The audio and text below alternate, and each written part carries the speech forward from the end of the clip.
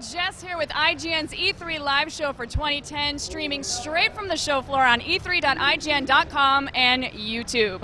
The gang at IGN is ready to blow your mind with 3 days of game demos, interviews, and new footage of all the biggest games here. But if that wasn't enough, we'll also be giving away some cool prizes each day via Twitter. Yeah, we know how much you guys like that free stuff, so make sure and stay tuned for the details. And for you viewers out there, if you have any comments about the show, hit us up on our Twitter at IGN, hashtag IGN Live, or join us on our Facebook. Anyway, there's a lot of awesome things headed your way, so let's get the ball rolling with something rather epic, and I do mean epic. Rev up those chainsaws because we're kicking off E3 2010 with Gears of War 3.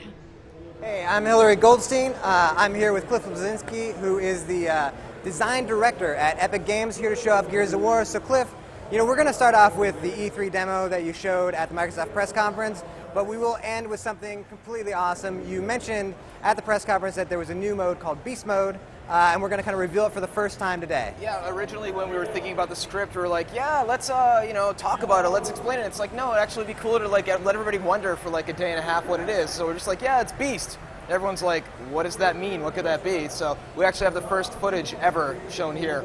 But I think it'd be kind of cool if we tease people for a little while longer. Well, I want to go through the E3 demo first. Yeah, sure. That way people can continue to wonder for the next 5 minutes or so, thinking what could Beast be? Yeah, keep them waiting. Yeah, so what's new about Gears of War? So people maybe who don't remember how Gears of War 2 ended, can you set up the story a little bit? Well, so at the end of Gears of War 2, Marcus and Delta Squad sunk Jacinto, which flooded the underground of the planet. It seemed to stop the Locust for a while, but it's been 18 months since the event of the last game, and now we have a new threat that's known as the Lambent. And these are these kinds of ever-mutating, kind of rebirth Locust-like creatures that are really, really tough to defeat, and they explode upon death, so that's an added extra element of danger. What we're seeing right now, we just saw the bayonet charge with the Retro Lancer, just kind of get that, pick a Locust up, stab him through the chest and drop him, which is very visceral, very entertaining. Got a new Digger Launcher, which is kind of like an underground mine, a little creature that eats. This is me piloting right now and trying to not get killed. This is a new move that is called the Mantle Kick. You can climb over cover, kick a Locust over, grab him, and then take him as a hostage, attach a grenade to him, and send him towards a bad guy, take him out. Then I inadvertently knocked down Cole with that explosion. One of the other things we want to have is greater co-op interactions. So right here we have weapon swaps. I wound up getting a Lancer right here from Anya, so you can change weapons and ammo with your buddies. That's cool, right? Here you can see the Locusts who've been knocked out by the Lambent creatures. They kind of deploy by these stalks, which are these kind of tree-like organic substances. There's a Lambent right there. We also have a Drudge who mutates right there, one of the other Lambent types.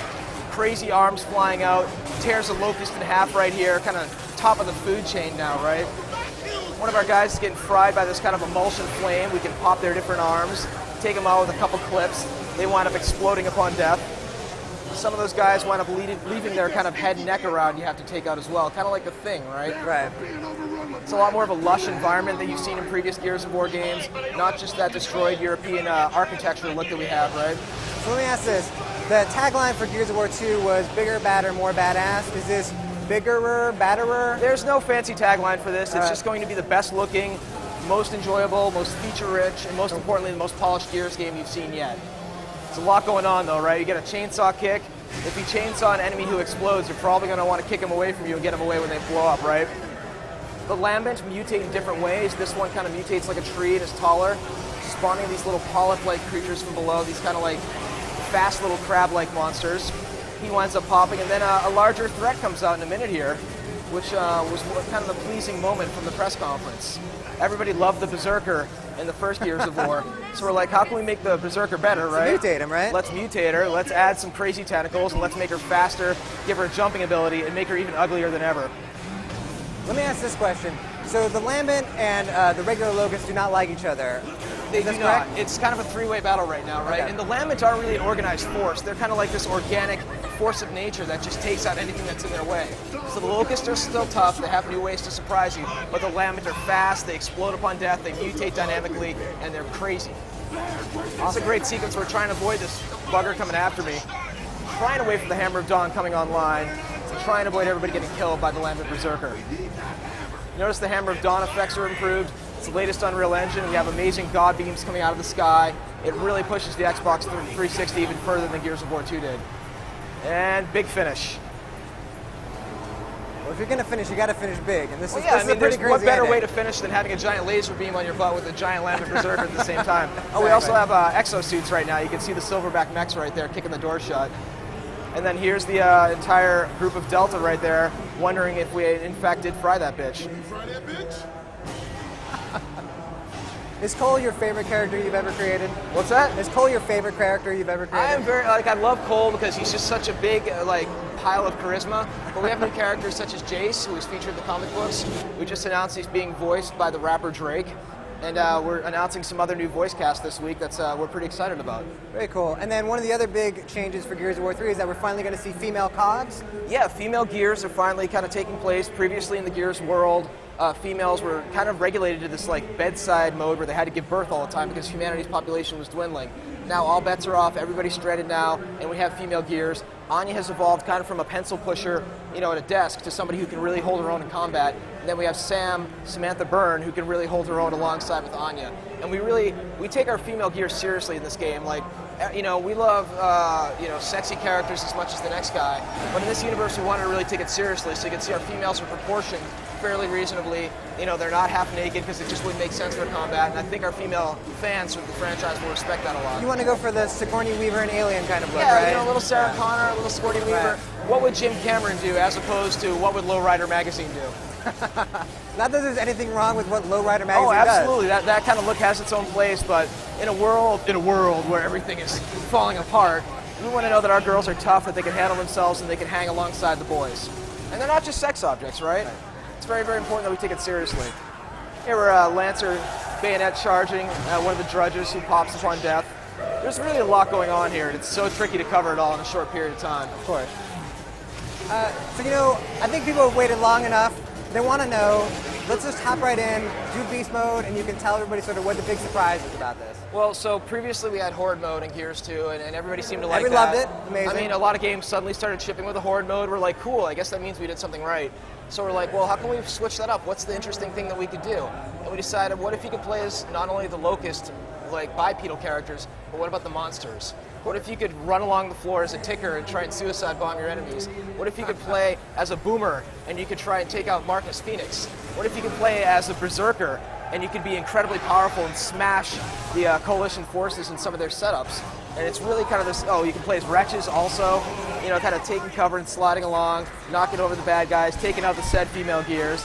And it proves to be a lot of fun, so it's you and up to 4 friends on Xbox Live, taking on wave after wave of increasingly difficult COD. It's a lot of fun.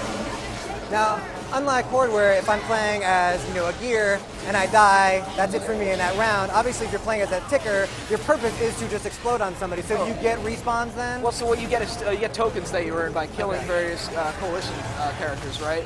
And so the more tokens you get, the bigger creature you can unlock. And some of the creatures will be locked from the beginning. You're not going to be able to play as a berserker from day one. You kind of have to earn that right. But that said, I think the whole unlocking thing has kind of gotten insane in the video game industry, whereas you pay $60 for a game and you don't get any features and you have to unlock it for 400 hours. We'll have a good stable of creatures you'll be able to play as, and then you'll unlock the berserker. Right here you can see we have our Cantus, who kind of acts as our medic class, has the ability to resurrect a lot of the Locust gunners and grenadiers, which is kind of a great thing. You hang back, bring them back into battle, and continue to fight. There goes the ticker. He's a little bastard, man. He's got the little wiggly butt in the back. And what happens here is you have these great moments where you have a berserker versus the mech exosuit of the Silverback, which is pure magic. Yeah, that stuff is actually just incredibly awesome. So the control say for a ticker is that you have a button where you actually choose when to explode, is that right? Yeah, you basically hit B to suicide bomb. And you'll find when you try and take out the cog, they'll kind of dive out of the way, and you're like, no, get over here, and you'll get to the point where you get double kills. We often joke at work that the game mode's called Smear the Gear. Nice. And is this going to be the same setup as Horde, where it's goes up to 50 waves, or? We haven't quite figured out how many waves there'll be yet. We've played around with different numbers. We want it to be a game mode that you can kind of jump in and play for 5 minutes, or you can play for 4 or 5 hours. So we're still tweaking those numbers right now. One of the things I loved about Horde mode was that because it had different maps, even though you were fighting against sometimes the same, sort of sets of waves, just the maps themselves made those fights different. Is that kind of the same setup that we're going to get with Beast? Well, one of the situations we have here is you can see the cog are kind of entrenched, with turrets and fences and things like that. So depending on the map, depending on the layout, you could wind up dealing with an entirely different base setup that could make it a lot more unique or a lot more difficult or a lot more fun. Cool. She can't stop watching the Berserker. She has this Hulk smash, right? And she's like, screw your couch, I'm going to knock it all over. Well, let's ask that. So, controlling the Berserker, what kind of moves do you have available to you? From the get-go, she has a kind of a B smash where she kind of smashes the ground, kind of causes a area like radial effect of everybody. But if you press and hold A, she does her traditional Berserker Scream, and then just smashes through everything, kind of like a roadie run from hell.